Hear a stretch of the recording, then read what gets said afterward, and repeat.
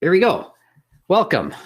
We have as our guest Dr. Lee McKnight from the University of Syracuse. He's going to share his thoughts and perspectives on development. So I'm going to turn it over to him.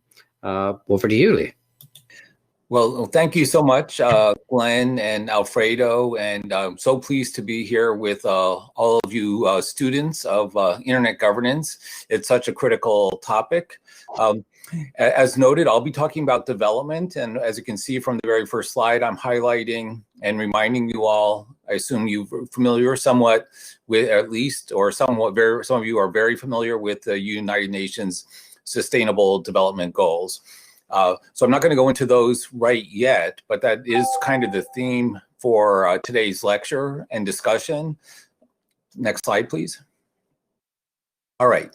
So we're first going to go sort of back in time, reviewing the agenda, talk a little bit about the history of development of the internet and the development from the Millennium Development Goals to Sustainable Development Goals. We'll also review some of the current data and statistics, like how far along are we in this trajectory.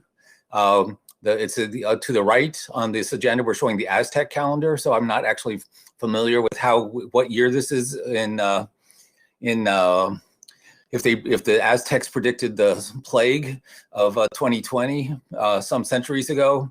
But in any case, we're in our own journey along many decades on the path of the development of internet and internet technology and its impact on the entire planet. However, there's still, as the numbers will show, as we review also, there's huge gaps. There's huge issues to address. So it's really critical that, and very important really for the world, what you're doing here in this class. So again, I salute you all for taking the time out of everybody's busy schedules to dive deeper into internet governance. Okay, so we'll then turn to talking some about the current status of internet development. We'll go on to talk about some of the areas of how to fill some of the remaining gaps, both from the Internet of Things perspective and some new technologies, the Internet Backpack, that can basically instantly pop up a community network pretty much anywhere on the planet. And then finally, we're going to leave plenty of time, as discussed, for your questions and your views on what more needs to be done for the development of the internet and using the internet for development. So there's two sides. Next slide. All right, so I highlighted the Millennium Development Goals, which don't get talked about very much these days, but the millennium wasn't that long ago. And when we turn to year 2000, although this particular year, 2020, may have felt like several lifetimes for many people.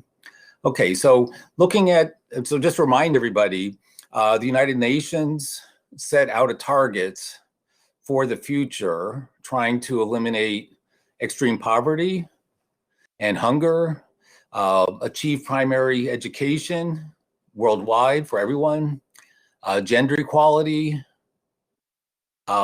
reduce child mortality, improve maternal health, combat AIDS, malaria, other infectious diseases, environmental sustainability, and then the one that fits very tightly with this course, global partnerships for development.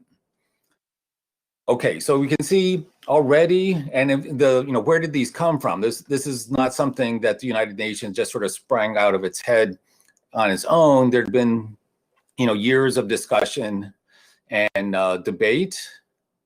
But if you look at these, like where's the internet in these? Is there a hint of how to achieve these objectives just from stating them? And really, the only one that gets somewhat close to the internet per se would be number 8, the global partnerships for development. But technology, we can say, was not, so to be in my own criticism of the effort around the Millennium Development Goals is, those are all absolutely worthwhile targets and something the world should be striving towards. However, the means, the mechanism to achieve them is not evident, and the role of technology and the internet itself was, you could read it in between the lines, but it wasn't really present. And maybe I'm being harsh, but I don't really think so, because we moved on relatively quickly from Millennium Development Goals to those 17 Sustainable Development Goals, which are adding in that word about sustainability, saying, okay, you know what, those are targets, but once you get there, how are you going to maintain that? How are you going to really achieve it in the longer run? Okay, moving on to the next slide. All right, so not to pat myself on the back, but I will pat myself on the back. There were some of us at the time that these Millennium Development Goals were coming out that were writing about the internet and development, about the role of knowledge networks in development, and how critical they were for achieving development. So the quote on the right is out of this article or book or chapter. And it's sort of illustrative. To me, it's sort of amusing. But so I wrote our chapter on the role of ICTs and the internet for creating new jobs, new industries, new service sector opportunities, educating the workforce, improving with the internet, improving healthcare, education, environmental protection. You know what? It sounds like all of those Millennium Development Goals, all those Sustainable Development Goals, we were arguing the internet had a huge important role to play in making these advancements sustainable. Okay, so now back to the anecdotes in the story. So we originally wrote this for UNESCO's Encyclopedia of Life Sciences, which is so for all students on this MOOC, I would recommend, irrespective of what you think of my particular contribution, but this UNESCO Encyclopedia of Life Sciences is several different volumes. So students of this MOOC, it's a vast repository of the world's knowledge that is online, it's freely accessible, largely in different areas. So it's kind of it's a curated, Wikipedia, but in more depth in many different areas. So it's something that I recommend highly for you all, as you're all serious students, or you would not be taking this course. So myself, this is back decades ago when I was at Tufts University, not Syracuse University. So we write this paper because, and we could go back into why was I in a position to be writing about this, but we do this work, it's available, it's free online. Then we write some article chapter versions for different publications. It's free online from MIT and from Tufts University. So there's 3 different free versions of this. And then I started noticing that there was a book on the internet that was my chapter. And I was saying, what? At first I was kind of mad that people were publishing my work and charging other people for this work on knowledge networks, the internet, and development. And then I started saying, you know what? It's kind of flattering that they're taking this thing and turned it into it's a paperback, it's a hardback, but you can also just get it free online. Okay, so the picture on the left, that's the cover you can get if you go to Amazon and pay whatever, $10 for the paperback, $20 for the hardcover for the same work. But I'll take this as the compliment to me and my co-author, who's passed away, Peter Suker, is this is counted as a key work for the world. Okay, so that's flattering, but now let's get back to the world. This is just one instance. So you say you have the world's knowledge curated now by UNESCO in these online encyclopedias. There's so many different sources of information on the internet that have grown up. This is just one of, not an infinite number, but many, many different compendiums. Some of them are freely available. Some are paid, and somehow, some publishers making some money somehow from this. I'm not, but I don't care. It's out there free anyway. So the internet's sort of grown up in a way where what we were forecasting, this wide impact across all social sectors, creating new jobs, new industries, new firms. We could go into any number of examples of this worldwide and say, yeah, that's absolutely true. So good for us for recognizing this and highlighting this in a way at a time when the UN, the United Nations, was not yet really focused on this. And for people like me with my gray hairs, has been sort of a scholar working in this space for decades. It was frustrating, honestly, in the 80s, saying, yeah, but what about ICTs? What about the internet in the 1990s? Because people were not thinking about it. They weren't focusing on it. And you had to say that phrase, information and communication technologies, which is true. It's not just the internet. There's many different technologies having this impact, but there's this key role that you all, as students of internet governance, recognize in being able to internetwork across all these different sectors, of being able to pull information together. This knowledge networking for development, that's what's different now in a way that's having a major impact and led to the Sustainable Development Goals. Next slide. Okay, so going back, this is the image on the left. As I was preparing for this lecture, I came back across it. So this is what the internet looked like in 1993, not 30 years ago, but close to it.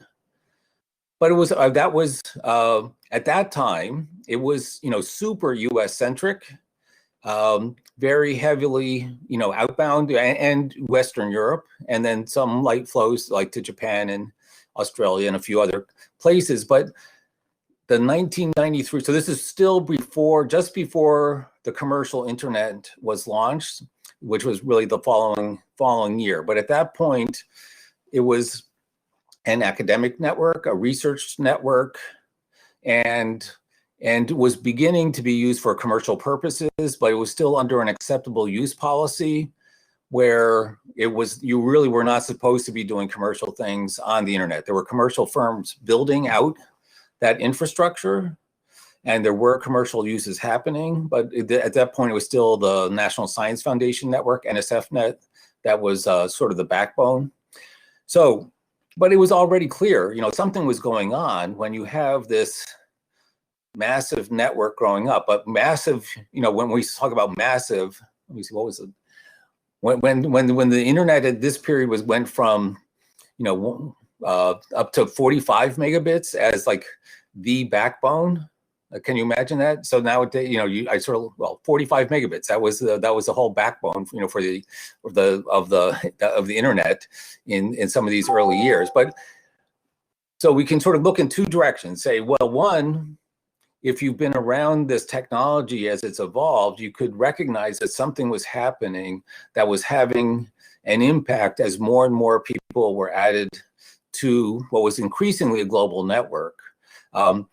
Since this early period, obviously, governments, businesses, civil society, so we could be going into and individuals, all of you have been impacted at some point when you became an adopter of the internet and began accessing it over the last 3 decades mainly, though the technology goes back even earlier into the 70s, 80s, and you could keep tracing it back to the 1950s. So there's like a historical arc of development of the internet going back over literally 70 years.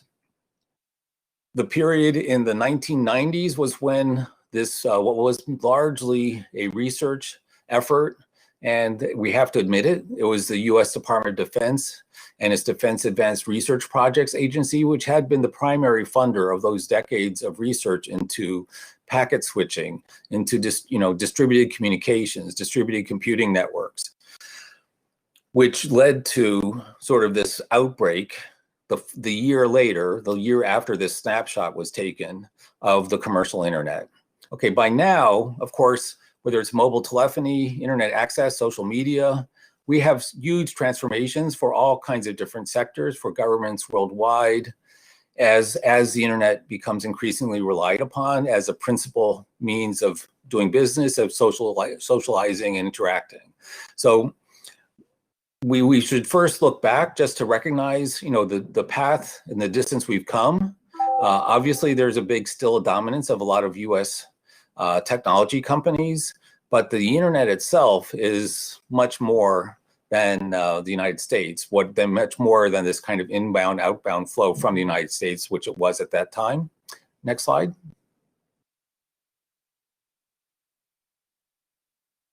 Okay, so this is a snapshot from, I think, about 5 years ago, 6 years ago, in terms of looking at internet penetration around the world, from that same guide that I referenced there. So by over those 2 decades, so 20 years is a long time, but it's not that long. But over 2 decades, we went from a internet infrastructure and the development of the internet infrastructure in a way that was basically US, Canada, Japan, a half a dozen nations in Western Europe, and that was about it. That was primarily involved to literally a worldwide network, worldwide infrastructure, local infrastructure in many areas. You can still see gaps in much of Africa, some points in Asia, some points in Latin America. So the job is far from done, and we should note there's even where we're talking the United States or Canada or other countries that on this chart show very highly, rural areas or inner city low income areas are still not really, they're still sort of internet deserts around the world.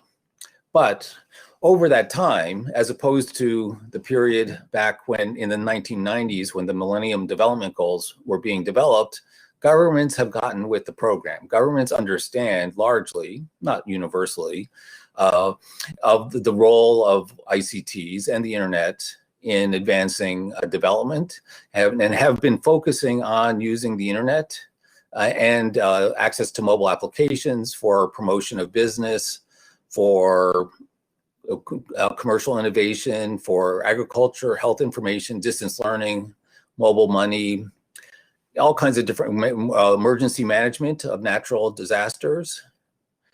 So we should not, again, I'm not patting myself on the back. I should pat Glenn McKnight. I'll give him a high five, because Glenn has been playing a key role in promoting the organizations and institutions that have been playing a role over these decades in helping us get here.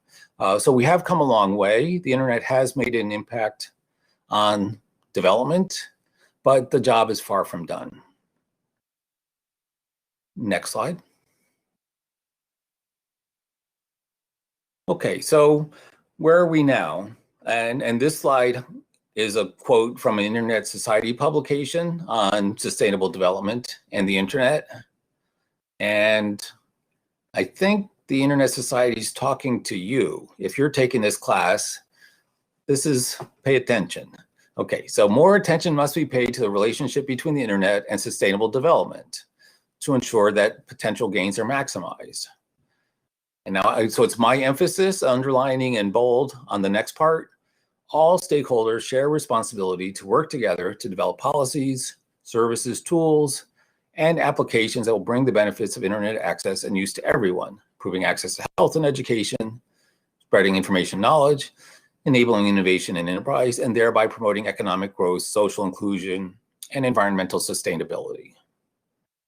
Okay, so in some ways, that's almost kind of what I was saying a couple decades earlier. Which is true, but we have made progress, but we're not close to having the job done. There's so much more that needs to be done to achieve the Sustainable Development Goals, which we highlighted again on the first slide, which were developed in a way, I'd say, in reflection of and recognizing that those Millennium Development Goals, while worthy targets, were not enough.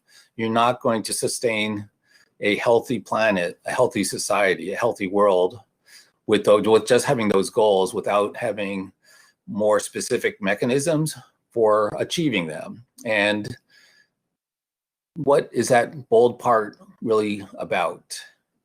You know what? It's really about internet governance. That phrase, internet governance, is not stated in those words, but that's what they're talking about, internet governance. And now, again, as the old professor with the gray hairs, it's almost, well, it is amusing to me because, everybody worldwide depends on the internet. So many people's jobs and livelihoods they're on the internet all day long. My students are on the internet all day long. And I ask even my own students in the School of Information Studies, like, okay, how does the internet work? Blank stare. Okay, what about those, you heard of a TCP IP, right? So sometimes a blank stare, some people sort of nodding. You know about IPv6, some do, some don't. Okay, what about, where does those names and numbers come from? GoDaddy? Okay, well, what's behind GoDaddy? Okay, you know what, so that getting down, so this is kind of the reality is, all the glamorous part of the internet, all the shiny new objects are not around internet governance, are not around this hard work of responsibly developing tools and policies and mechanisms. What you're doing here in this class, this is like, this is training to be, I don't know if Glenn and Alfredo are gonna appreciate my analogy, because, but this is not the sexy stuff. This is the hard work. This is the plumbing. So to keep the plumbing of the world's internet infrastructure up and running, you know what? It's hard work. It's not always exciting. It's not always pretty, but that somebody's got to be doing it. And a lot of people need to be doing it, and they need to be, and you have to be committed to it, or the plumbing doesn't work. The plumbing breaks down. And it can't sustain the whole planet.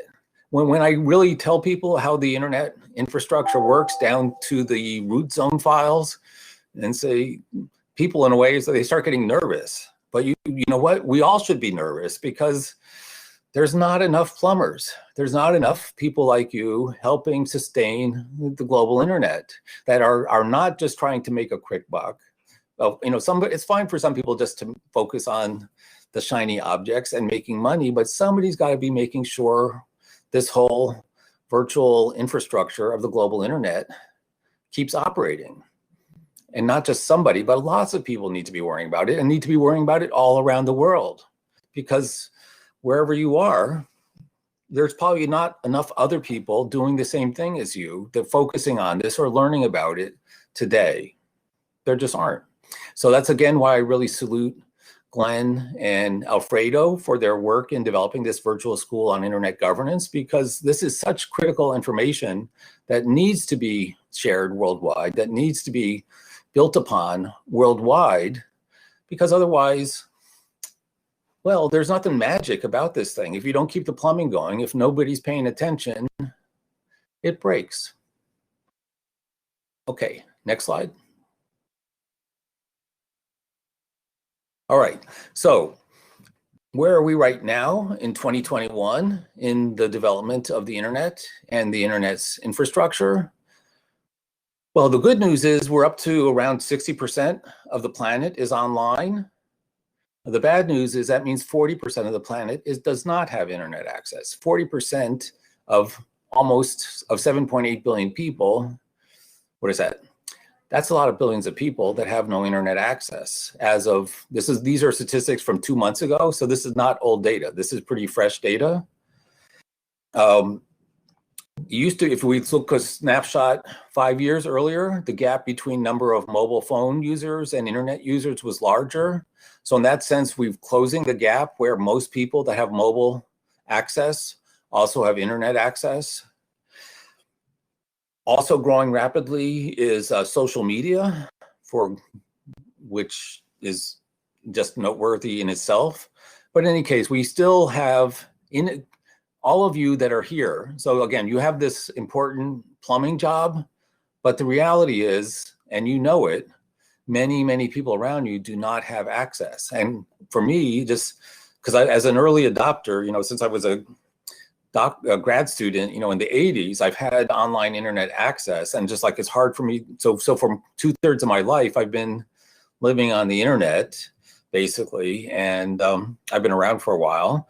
And it's just hard for me to imagine, getting through a day without internet access, let alone a week, let alone a month, let alone a year, let alone never. But that's the reality for many people worldwide. So while the internet has grown It has spread around the world. There's still billions of people with no internet access, not to even speak of the people with limited internet access or inadequate internet access. So there's a lot of work to do. Next slide. Now, what's encouraging in a way is, okay, we talk about using the internet for emergency management. Well, this is what's happened in this year of the pandemic. So from 2019, October 2019 to October 2020, there's been a spike of 7.4% growth in the number of internet users, which to me is higher than I was worrying, because of so many people have lost their jobs and have lost income worldwide because of the pandemic.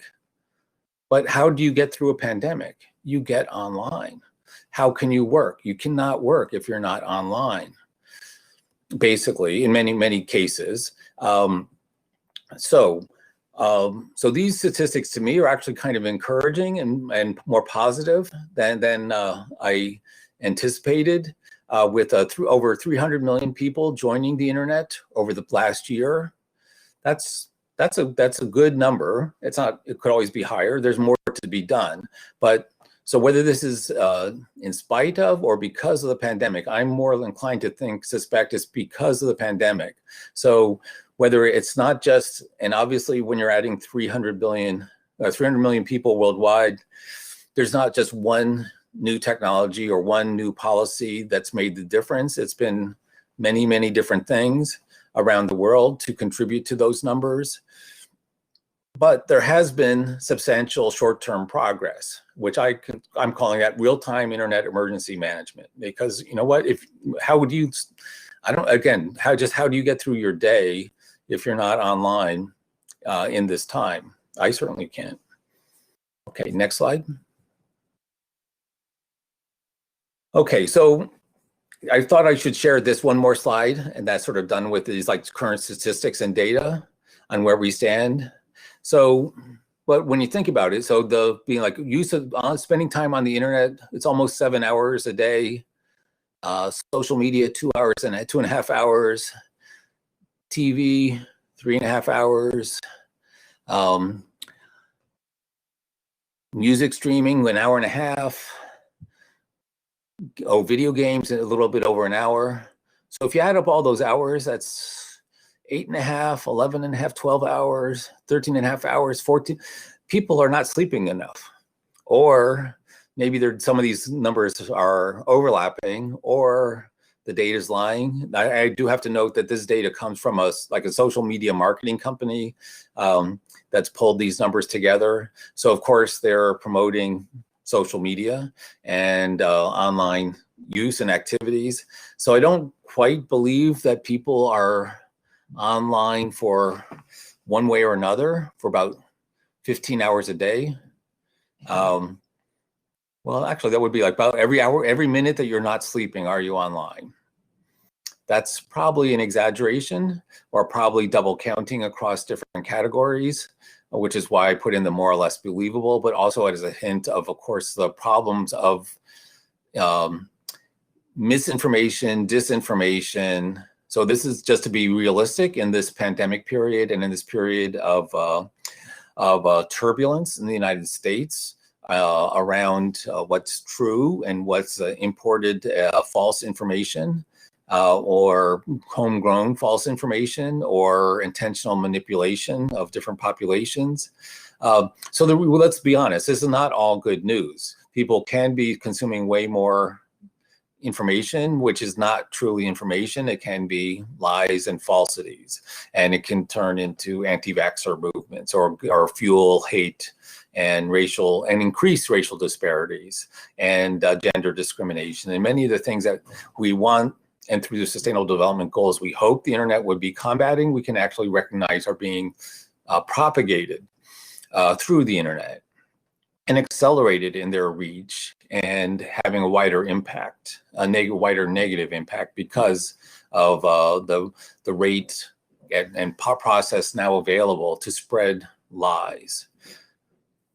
Okay, so we recognize, so that's goes beyond the scope of this particular lecture, but I'm not going to pretend just to be This is always the best of all possible worlds, that there's no issues here that need to be addressed beyond just developing the internet and its infrastructure.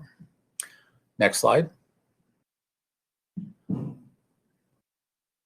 Okay, so turning back to like what's to be done, this is kind of a short list from the Internet Society of what folks want to sort of recognize should be focused on, and saying, okay, if to implement the 17 Sustainable Development Goals, really the internet should be built into the strategy for each one of them. And I think that's absolutely true. And that's kind of the point, again, I was making decades ago.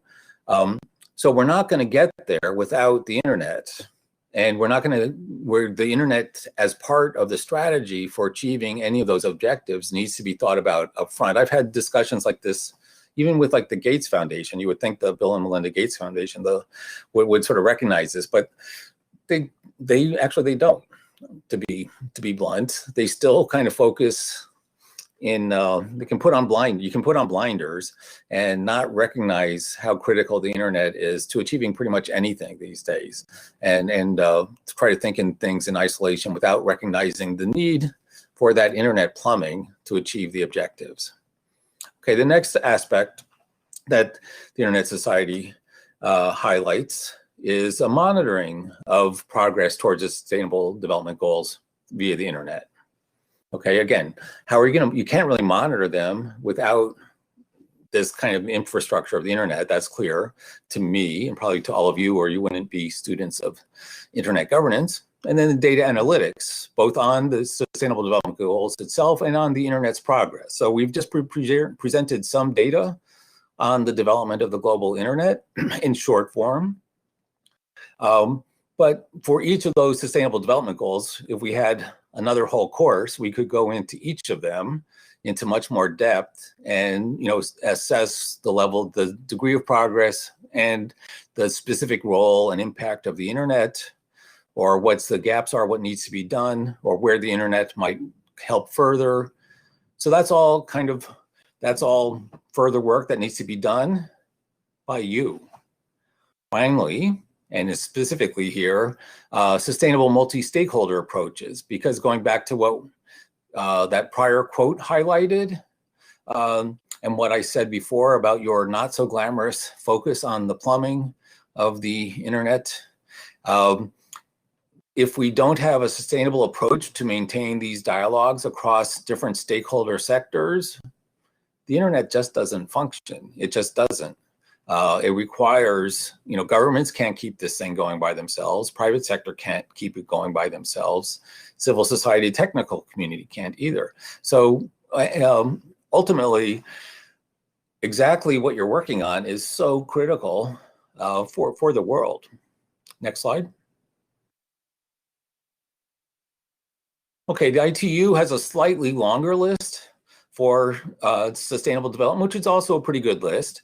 But it's, highlighting accessibility, affordability, AI for good, which we haven't mentioned, artificial intelligence, or machine learning or natural language processing till now, or data and statistics, depending on how you want to frame it. But all obviously, those are all things that need to be addressed and considered beyond just the internet plumbing itself. It's what's kind of analytic tools are being used. Are they ethical? Are they biased? And how are they biased? And the gender divide issue, which was extreme back in those early days, and is not good in many cases. I'll pat not myself, but my School of Information Studies at Syracuse University, where we're pretty close to gender equality in the undergraduate population, which is much better than many computer science departments, which are still not even close. So there's much work to be done, though, in all of these areas. And obviously, if the global climate change is not addressed, which has not been addressed by my own national government of late, but that's going to change soon. We have more things to be worrying about, more emergencies and more crises. Okay, data and statistics, and then Here, the ITU broke out digital financial inclusion. So there's billions of people without access or do not have bank accounts. That's something where both the internet and blockchain technologies, which I haven't mentioned to now and aren't on the ITU's to-do list, but it's part of the solution, I think, for increasing access to digital money, or not just fiat currencies today. Inclusion for all, youth inclusion. So again, that's something that we're in the internet governance forums around the world have been, I would say, particularly good about trying to be inclusive for different age groups. And that's part of I always say, like the folks like me or Glenn that have been around. It's not just McKnight's been around, but some of us older folks, the next generations need to start working on this too, need to be paying attention. There needs to be new generations of internet plumbers or internet governance specialists, your more glamorous title, coming along. And then finally, in an emergency, if you don't have access to the internet, how are you going to get help? You're just not. So, very likely. Of course, there's 911 lines and so on. But in any case, so the ITU's list is a good list. And I encourage you all to sort of explore that further in the readings. Next.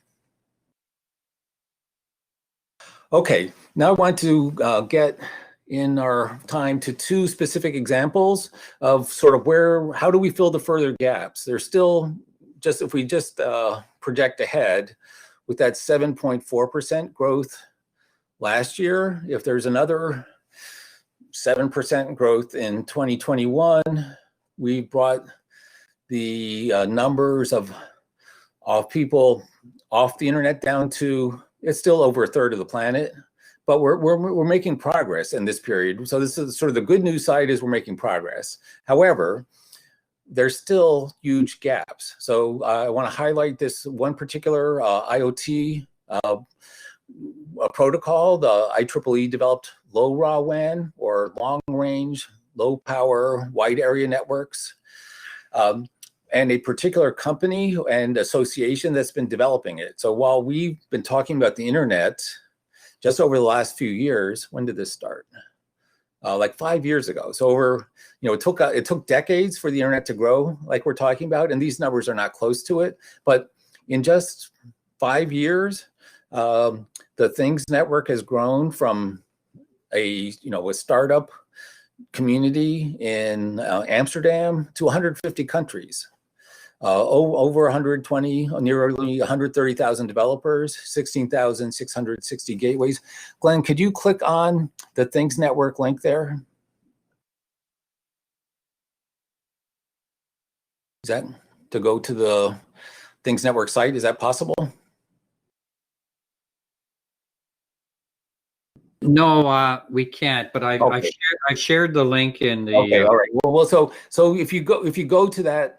That's fine. There's a nice little short video, which I encourage you students of internet governance to view in your own time. But on that map, you'll see that there's basically these developers are spread around the world, heavily concentrated in Western Europe, not as many in the United States. So it's really, like I say, it's got going in Amsterdam and so Western Europe, Germany, Switzerland, Netherlands, France, UK is the big concentration, but there are communities of developers of these. This is very low cost. So this is using Raspberry Pis. So basically something where wherever you are, if you're taking this class, if there is not yet a Things Network or community of developers, an IoT like hobbyist shop, it's kind of like, it's something you could get going on a weekend. You could do it with the science clubs. And get people developing their own IoT solutions for your country, for your city, for your region, and just playing around, sort of getting into using, creating the roles of exploring how IoT could be helping with development in your city, in your region, and doing it with homegrown tools. So the protocol itself is open. It's an IEEE standard, not an ISOC standard, but it works with the internet. You know, you can go from low raw WAN to the internet. You couldn't in the very earliest days, but now you can. So this global network now is expanding rapidly. There's other version, then there's other IoT protocols, but this one is the one that I want to highlight because of its kind of grassroots internet-like development. But much faster than the internet was able to, partly because it's so cheap. These are running on AA batteries for 2 years to 5 years, going a long distance. It's very low data rate, so you're not going to do broadband anything. We're talking, basically for data off sensors, but you don't need. So the thing I highlight here is you do not need 5G to do IoT. You can be doing it with 2 AA batteries and one of these gateways very cheaply anywhere. And that's what many people are doing. So this is kind of something to highlight and recognize that there's new waves and new opportunities for development and expansion of the internet beyond just connecting people, connecting things. And the one that's got the most, that's growing the fastest worldwide is the Things Network. I'm buddies with the founders of that. I've been sort of coaching them along. They used to have time to guest lecture in my courses. They're a little busy now, so they don't now. But it's a great effort, and I salute them. And I encourage you all to explore this new piece of plumbing that you and your local community could be playing with too. Next.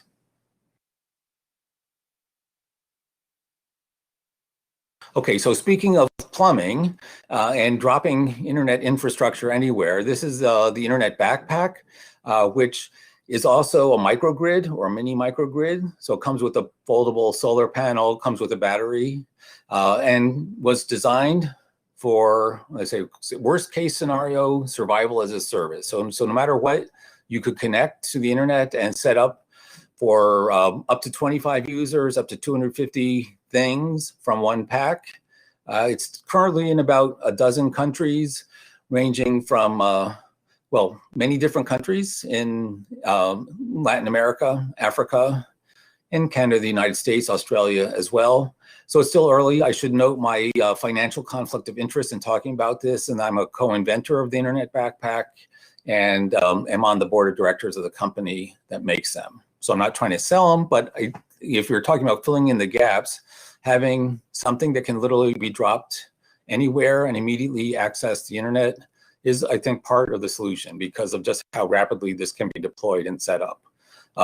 It's not just the internet, it's also all off-grid mesh networking, a couple of different varieties, including potentially the low raw WAN IoT network we were just talking about for sensor networks, which are being used to monitor volcanoes in the Democratic Republic of Congo, which was its first use.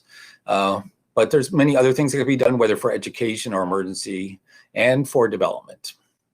Next. Okay, so as I already mentioned, the Internet Backpack's is just out for 3 years now. But I like to highlight this use case in Costa Rica. There's an island of Isla Caballo with no running water, no electricity, and no internet. And not me, because I'm a busy professor, but somebody from the company showed up, and within 4 minutes they're online. They're able to access infrastructure, they're able to access the internet, and it leads to further development because now this island, instead of being like this forgotten place with nothing, becomes a place where other foundations, other parts of multi-stakeholder groups are coming together and say, oh, you know what, let's equip the school with computers. Let's invest some resources into it. So you go from being like completely off the map to a place with potential change and further development. The right side of the slide highlights ongoing work from the One Planet Education Network, my buddy George Newman up there on the left, which has been working across Kenya, Rwanda, Liberia, the Bronx of New York City, but also First Nations and Australia, Aboriginal communities, Chile, and on, where they have educational activities linking and where the school children are presenting. So it's promoting sustainable agriculture in in various African nations, addressing all kinds of different health issues and educational issues. So just looking to the future, saying there's many different ways where we have the growth of the internet, but there's much more that can be done to help, especially the 40% that are still offline. Next slide. All right, so I think I'm 2 minutes over where I'm supposed to be, so I'll go relatively quickly here just to summarize, and then we can sort of open for discussion. So the good news is we have 60% of the world online. The bad news is you all have a ton of work to do because there's so much more to be done for the 40% that are not online, for many of those online that have limited access or limited resources. And the reality is there's hundreds of millions of children with just essentially no access to education now in a pandemic. Having some way to address worst case scenario emergency conditions is like a good thing, but there's much more that can be done for adapting different kinds of infrastructure. And now to my fifth point, dynamic resource sharing partnerships for innovation and internet governance, kind of the topic of what your whole course is about. That's really absolutely critical for continuing the progress. Much progress has been made, way more needs to be done. Everybody has a role to play from wherever you're coming from, whatever your position is in this multi-stakeholder governance of this not glamorous plumbing of the glamorous outputs. And we here at Syracuse University are always pleased to help and contribute however we can for the internet's continued further development. All right, thanks. I'll stop there. And thank you, Glenn and Alfredo, again, for giving me the opportunity. Great, thank you. That was great. That was very informative, and as you stated, everybody has a stake in the game, and some people here may be really interested in the technology, and here's a chance for you to learn more about it and how to get involved and how to implement it in your own countries. Some people are technology doesn't turn them on, but fundamentally, like you said at the very beginning, we are trying to provide a grounding, a real good overview of your knowledge. It may be you know a lot of this stuff already, but our goal really was to give you a really good range of knowledge. And one of the things that you see during the chat here, as you were talking, Lee, we were putting in links, and we're compulsive on sharing complementary materials, so that some of this stuff may really turn you on, other stuff may bore you to death. So we're not going to preach. We're not going to preach. So we have a lot of questions. We have 10 minutes, and I think I'll work from my. Let me go back. I think Alfredo, you had a couple of questions right off the bat.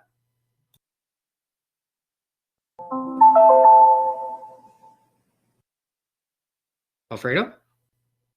I don't see him online, actually. Yeah. Okay. So he goes. Oh, he's back. Yeah, I'm here. I just have some background noise. So Glenn, please go on, because the sound won't let me finish. Yeah, well, unfortunately, the next door neighbor to Alfredo this morning has decided to renovate his bathroom, so he's using some power equipment, so it's drowning him out. So just going off, and it was the first question on the top. Are these issues among some countries on geopolitical conducive to moving to a fragmentation of the internet? So what he's basically saying, there's so many forces that are happening, and we're seeing a splinter net. How do you see the impact of these local geopolitical activities and the fragmentation of the internet? Okay, so again, I keep reminding folks I'm the old guy with the gray hair, so I've been hearing about this fragmentation. I'll go back. The ITU tried to kill the internet at birth, like they tried to strangle it, and it wasn't the ITU on its own initiative. And they're not going to be happy with me reminding people of this history, but it's true.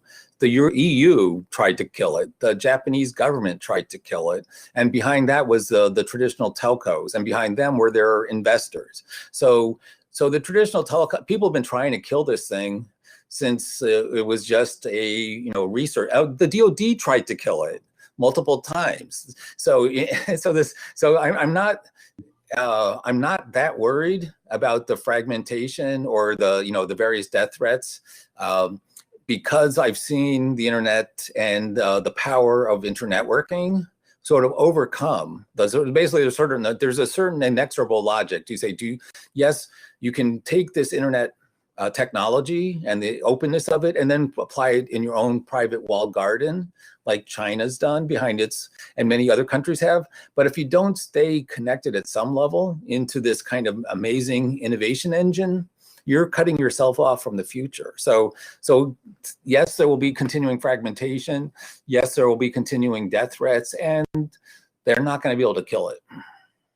Yeah, which leads us to Gull's question and leading, carrying on with what Alfredo was trying to get at.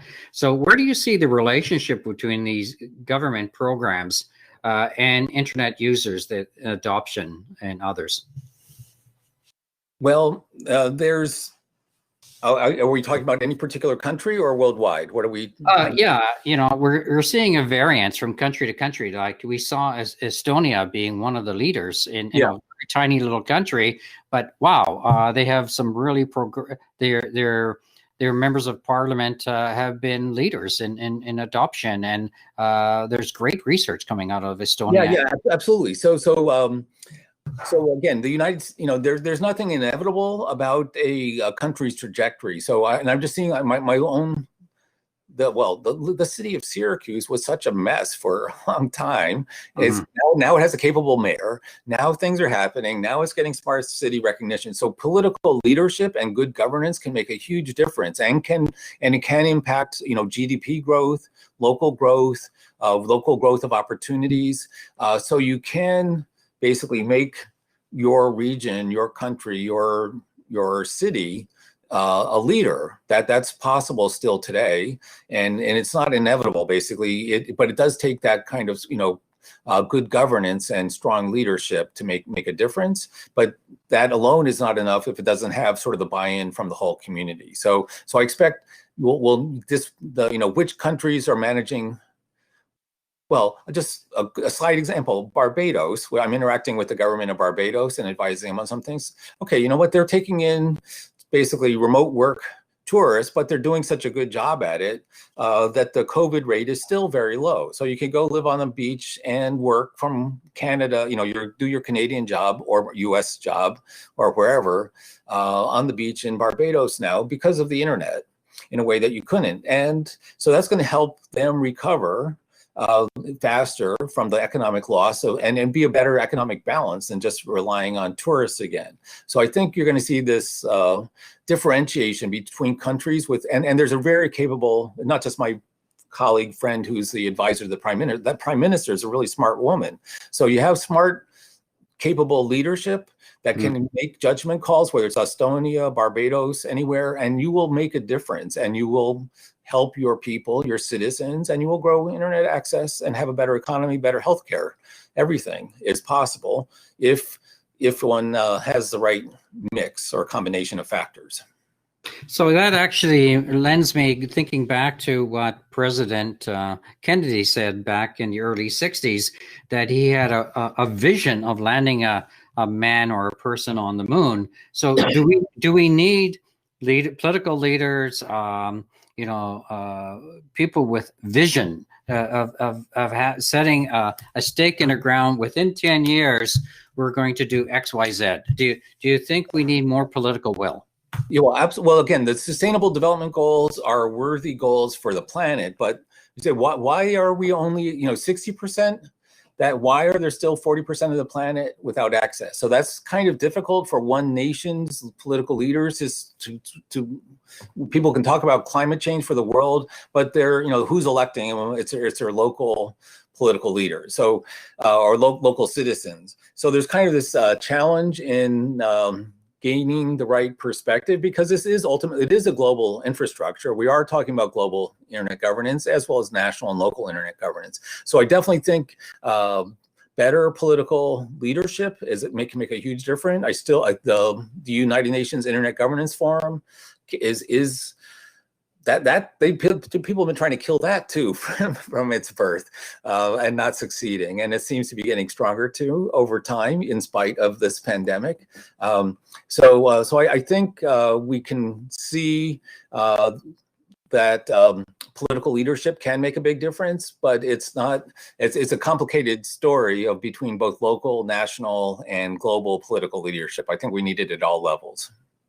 Now, one other thing Gull asked about, he's talking about the Google Loon or Amazon Kuiper or Facebook efforts. What do you think of some of these ideas that have been coming up, whether it's balloons or low-level satellites, or, how do you see some of these technologies actually filling the gap in order to get those individuals who have not been connected? Yeah, so the balloons, work great for basically there's a fuel cost of staying aloft, whether it's a drone flying over an area or raising a balloon. But you can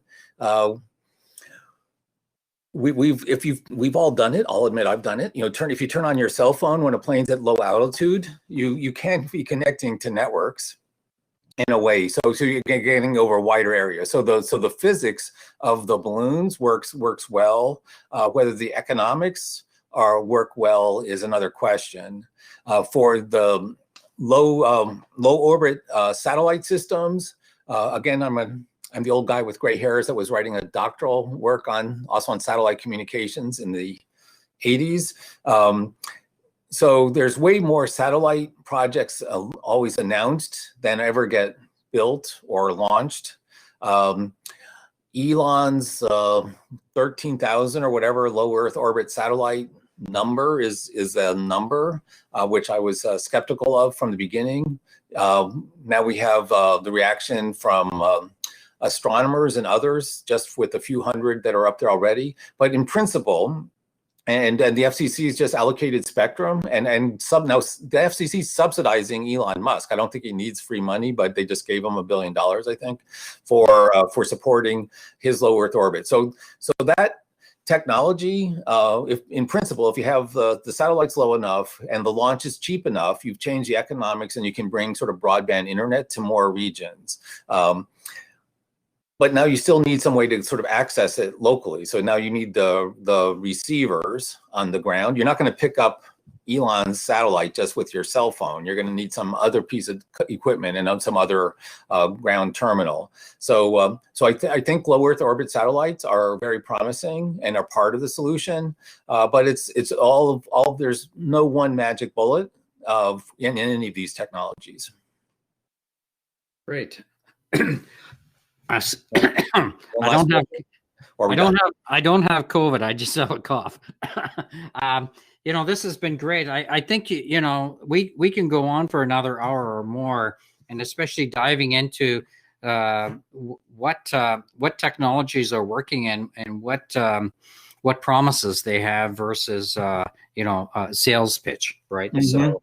So this has been great. Thank you again for sharing your time with us. And we'll be sharing this video with the vast majority of the students, and you're welcome to grab the link, and we'll be posting it on the playlist today.